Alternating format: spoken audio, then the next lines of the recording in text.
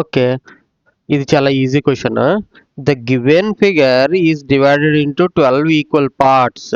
అంటే ఈ ఫిగర్ని 12 equal parts చేశారట. 1 2 3 4 5 6 7 8 9 10 11 12 12 ఈక్వల్ పార్ట్స్ చేశారు.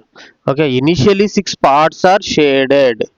అంటే ఏదైనా 6 పార్ట్స్ని షేడ్ చేద్దాం. 1 ఒక పార్ట్, ఇది సెకండ్ పార్ట్ షేడ్ చేసాం, ఇది థర్డ్ పార్ట్, ఇది ఫోర్త్ పార్ట్,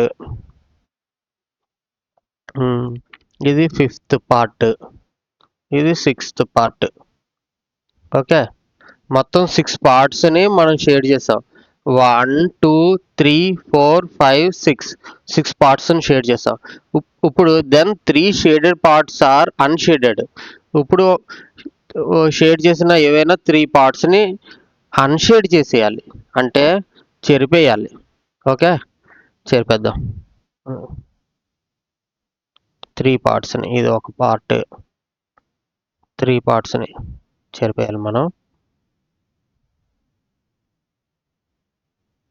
ఓకే, ఈ 3 పార్ట్స్ చెరిపేశాను.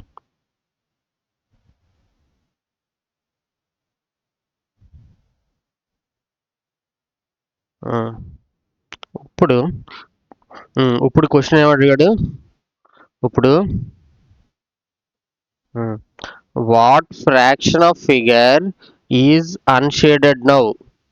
ఓకే, అంటే ఈ అన్షేడెడ్ అయిన ఫ్రాక్షన్ ఎంత?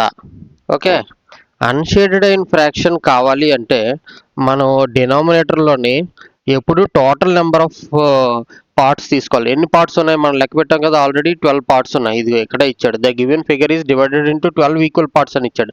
కాబట్టి టోటల్ నెంబర్ ఆఫ్ పార్ట్స్ ఇవి 12 ఉన్నాయి. కాబట్టి 12 అనేది డినామినేటర్లో వేస్తాం.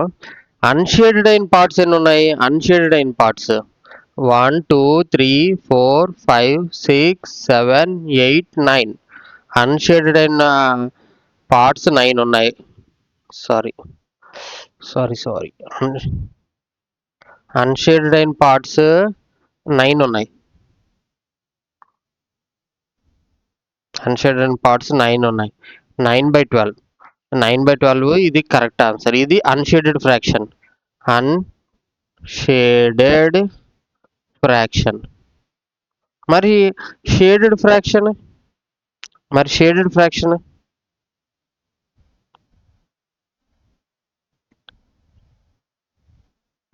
షేడెడ్ ఫ్రాక్షన్ కావాలంటే దానికి shaded parts by total parts. Okay, shaded parts ఎన్ని ఉన్నాయి? షేడెడ్ పార్ట్స్ ఇది 3 ఉన్నాయి. షేడ్ అయిన పార్ట్స్ 3 ఉన్నాయి. 1 2 3. ఓకే, షేడెడ్ పార్ట్స్ 3 ఉన్నాయి. 3 బై టోటల్ పార్ట్స్ ఎన్ని ఉన్నాయి? 12. టోటల్ పార్ట్స్ 12 కదా, టోటల్ పార్ట్స్ 12. ఓకే, 3/12 ఏమో షేడెడ్ ఫ్రాక్షన్, 3/12. Unshaded fraction 9/12. మనకి అన్షేడెడ్ ఫ్రాక్షన్ అడిగారు కాబట్టి 9/12 ఆన్సర్. ఓకే.